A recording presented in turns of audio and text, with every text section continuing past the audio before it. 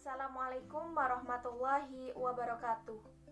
Perkenalkan, nama saya Siti Fatimah dari Prodi PGSD semester 4A, Universitas Muhadi Setiabudi. Di sini saya akan menjelaskan atau memaparkan materi tentang mengapa peserta didik kita mudah mengalami kejenuhan belajar. Nah, materi ini terdapat pada buku ini. Teman-teman bisa melihat bukunya atau mencari bukunya di perpustakaan atau di Gramedia. Nah, arti kata kejenuhan itu sendiri yaitu sesuatu yang timbul pada diri seseorang, terutama pada diri peserta didik. Nah, kejenuhan apa yang timbul pada peserta didik? Yaitu kejenuhan ketika peserta didik menerima suatu pembelajaran dan peserta didik tersebut tidak dapat menampungnya. Nah, dari kejenuhan itu sendiri ada beberapa faktor. Nah, diantaranya ada faktor internal dan faktor eksternal.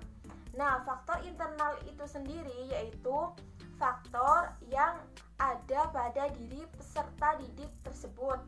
Di antaranya yaitu ada keletihan dan lain sebagainya. Nah, kalau faktor eksternal itu sendiri yaitu faktor yang timbul dari luar diri peserta didik. Nah, seperti contoh faktor lingkungan, faktor guru, dan lain sebagainya.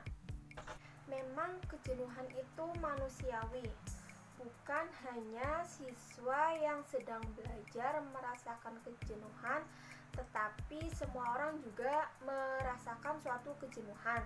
Dengan kata lain, jenuh itu sendiri tidak memandang usia atau status. Maka dari itu, kita harus menyikapi kejenuhan tersebut agar kejenuhan tersebut itu tidak dirasa lagi.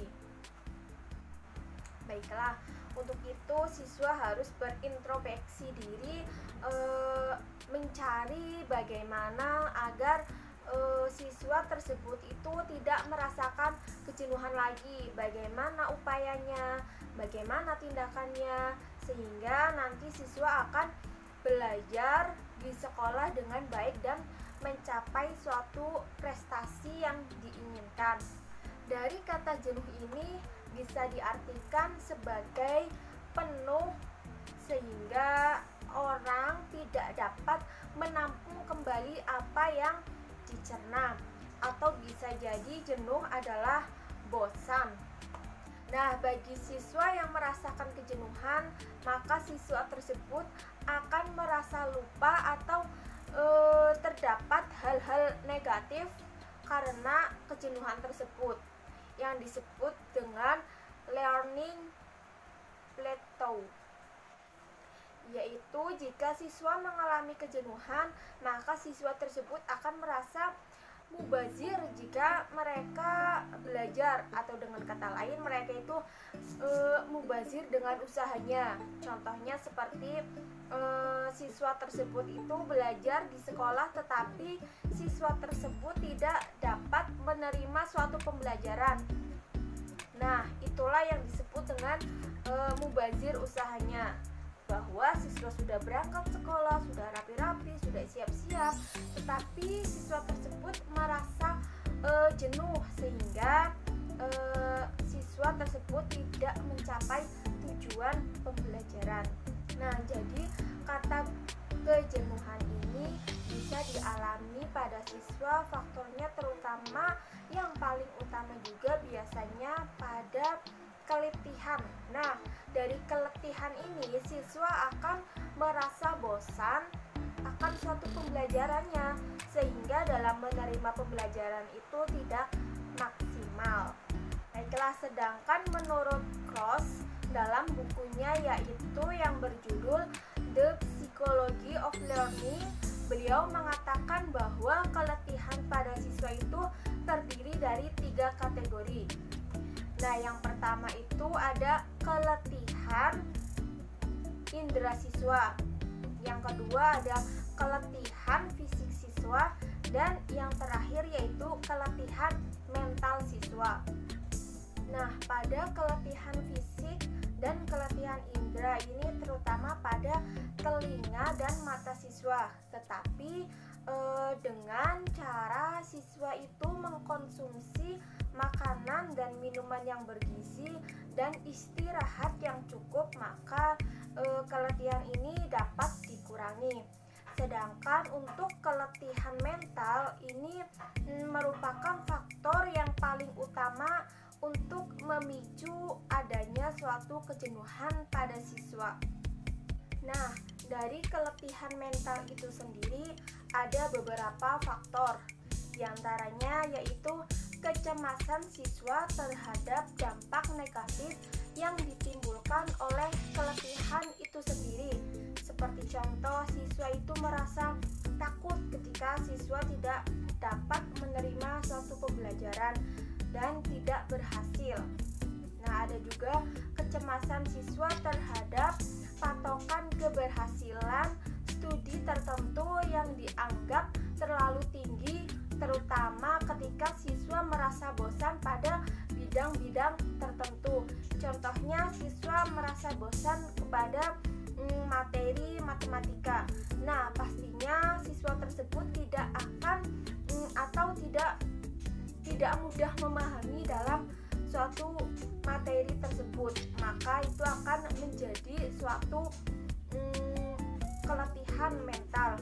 Nah, ada juga karena siswa berada di tengah-tengah situasi kompetitif yang ketat dan lebih banyak menuntut. Nah, ini juga merupakan faktor keletihan mental pada siswa. Nah, selanjutnya yaitu ada faktor-faktor kejenuhan pada siswa yang sudah tadi saya singgung. Diantaranya yaitu ada faktor internal dan ada faktor eksternal. Nah, di antara faktor internal itu yaitu faktor yang ada pada diri peserta didik tersebut. Nah, jika faktor eksternal yaitu faktor yang ada di luar diri peserta didik tersebut seperti lingkungan, guru, sarana, dan prasarana. Nah, untuk faktor eksternal yaitu yang pertama adalah lingkungan. Lingkungan adalah faktor yang ada pada kejenuhan siswa, yaitu faktor di mana siswa akan merasakan suatu pembelajaran dengan lingkungannya. Nah, di dalam lingkungan itu sendiri ada dua. Nah, yang pertama lingkungan alam dan lingkungan sosial budaya. Untuk lingkungan alam itu sendiri yaitu contohnya ketika suatu polusi yang ada pada sekolahan tersebut sehingga mengganggu kenyamanan pada siswa, maka siswa tersebut akan merasakan suatu kejenuhan. Atau dengan kata lain, sekolah yang tidak bersih, kotor, dan lain sebagainya. Maka dari itu untuk pihak sekolah sering membersihkan sekolahan tersebut atau siswa-siswa diadakannya suatu jadwal piket yang merupakan kewajiban dari siswa tersebut. Yang kedua yaitu ada faktor sosial budaya. Nah, untuk faktor sosial budaya ini juga mengganggu suatu kejenuhan pada siswa, merupakan faktor dari kejenuhan siswa juga. Nah, untuk faktor lingkungan sosial budaya itu diantaranya yaitu sekolah-sekolah yang berada pada suatu yang berkerumunan atau yang ramai dan lain sebagainya, sehingga untuk sekolah tersebut akan mengganggu suatu proses pembelajaran. Contohnya seperti pabrik-pabrik yang ada di samping sekolahan tersebut, sehingga akan menimbulkan suatu polusi pada suatu pembelajaran. Serta ada juga ketika sekolah yang berada di pinggir jalan, maka siswa yang sedang melakukan suatu pembelajaran akan merasa kebisingan dengan suara-suara kendaraan bermotor.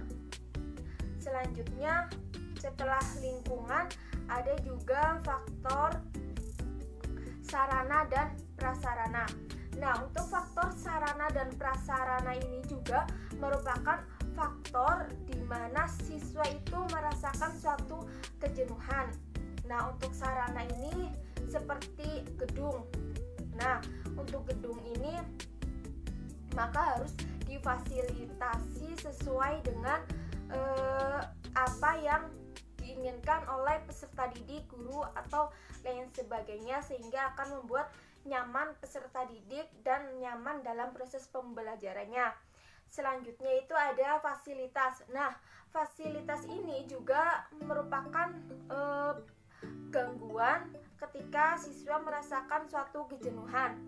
Nah, untuk faktor fasilitas ini biasanya pada kelas tidak memiliki kelas yang cukup. Contohnya ketika kelas 5 dan kelas 6 itu digabung karena tidak adanya suatu kelas yang memadai, sehingga akan terbentrok antara kelas 5 dan kelas 6, sehingga akan mengecohkan suatu pembelajaran dan membuat siswa tidak nyaman. Nah, setelah sarana dan fasilitas, selanjutnya yaitu faktor yang berikutnya adalah guru. Nah, guru ini juga merupakan faktor kejenuhan pada peserta didik. Nah, guru ini ketika guru melakukan suatu proses pembelajaran, bagaimana caranya guru tersebut memberikan suatu pembelajaran yang inovatif dan kreatif. Seperti halnya guru yang sedang mengajar pembelajaran ini harus menggunakan media yang sesuai dengan pembelajaran tersebut, sehingga akan memudahkan peserta didik dalam menerima suatu pembelajaran. Nah, selain menggunakan media, guru juga dapat mengkolaborasikan metode-metode dalam pembelajaran. Contohnya ketika guru memberikan metode ceramah, maka harus diselingi dengan metode yang lainnya agar siswa tersebut tidak mengalami suatu kebosanan, atau tidak di tengah-tengah suatu pembelajaran guru memberikan ice breaking atau istirahat untuk penyemangat pada siswa tersebut agar tidak mengalami suatu kebosanan. Baiklah, di sini saya akan memberikan contoh kasus dari kejenuhan peserta didik yang umum di kalangan sekolah. Nah, contohnya ketika sekolahan yang dibangun di tengah-tengah kerumunan, atau di tengah pasar, atau di tengah jalan rel kereta. Nah, itu juga merupakan contoh kasus dari kejenuhan peserta didik. Nah, dari kejenuhan tersebut, maka peserta didik akan merasakan kebisingan atau ketidaknyamanan pada saat suatu pembelajaran. Contohnya ketika peserta didik sedang melakukan suatu pembelajaran, ada suatu kendaraan yang melintasi suatu sekolahan tersebut, maka ada suatu getaran-getaran pada sekolah tersebut. Maka itu juga merupakan faktor dari kejenuhan siswa yang merasa siswa tersebut tidak nyaman dalam pembelajaran. Baik, ada juga siswa yang merasa bosan ketika diajar oleh guru yang monoton dalam pembelajarannya. Maksud dari monoton yaitu guru yang mengajarnya itu saja, nggak ada umpamanya nggak ada media, intinya nggak ada alat pembantu untuk siswa tersebut merasa nyaman dalam pembelajarannya. Contohnya ketika guru yang memberikan metode pembelajaran dengan ceramah, hanya dengan ceramah, maka otomatis siswa tersebut akan merasa bosan atau jenuh.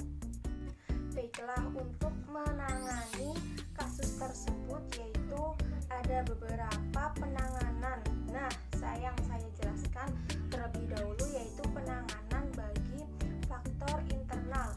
Nah, dari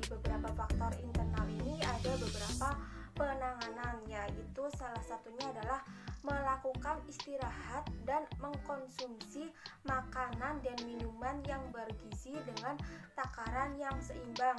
Dengan ini maka siswa tidak akan merasakan suatu keletihan dalam pembelajaran dan tidak akan merasakan bosan atau kejenuhan.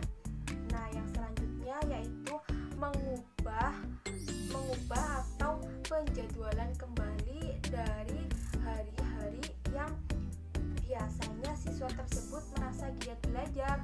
Dengan ini maka siswa akan lebih bersemangat lagi dalam suatu pembelajaran. Selanjutnya yaitu ada memberikan motivasi kepada siswa. Nah, bagi guru atau orang tua atau masyarakat lingkungan sekitar, maka wajib bagi mereka untuk memberikan motivasi kepada siswa agar lebih giat dalam belajar.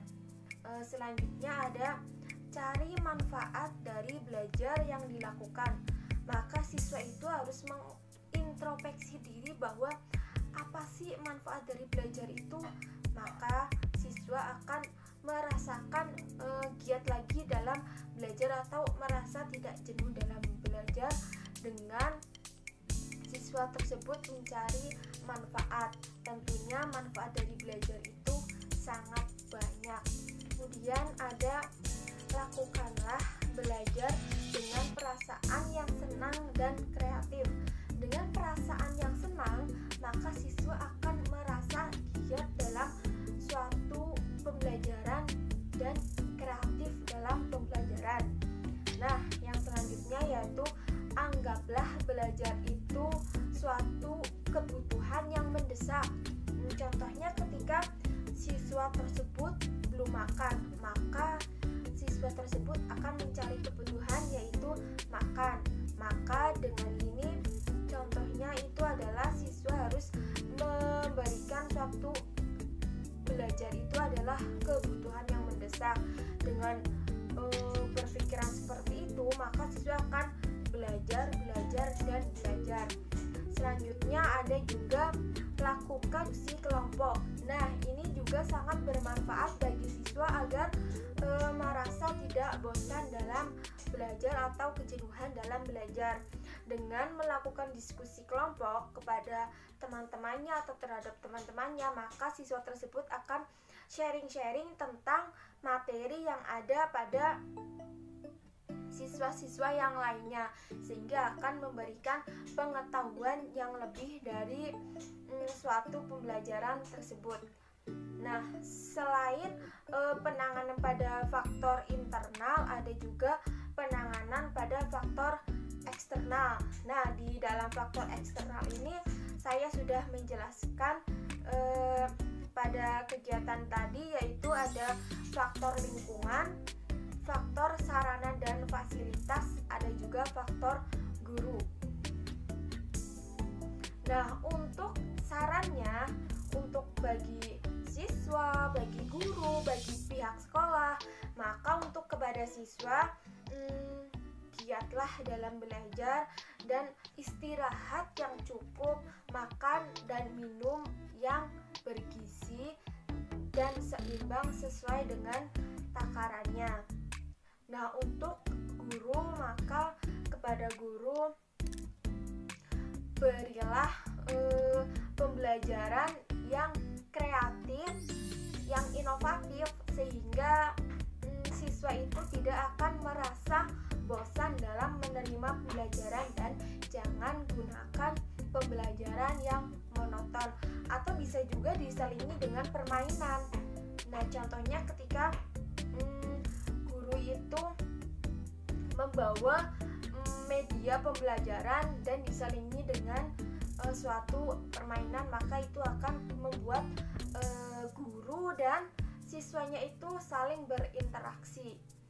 Nah, untuk pihak sekolah itu sendiri, yaitu pihak sekolah seharusnya memberikan sarana dan fasilitas yang memadai, sehingga akan membuat nyaman bagi guru maupun siswa dalam menerima suatu pembelajaran.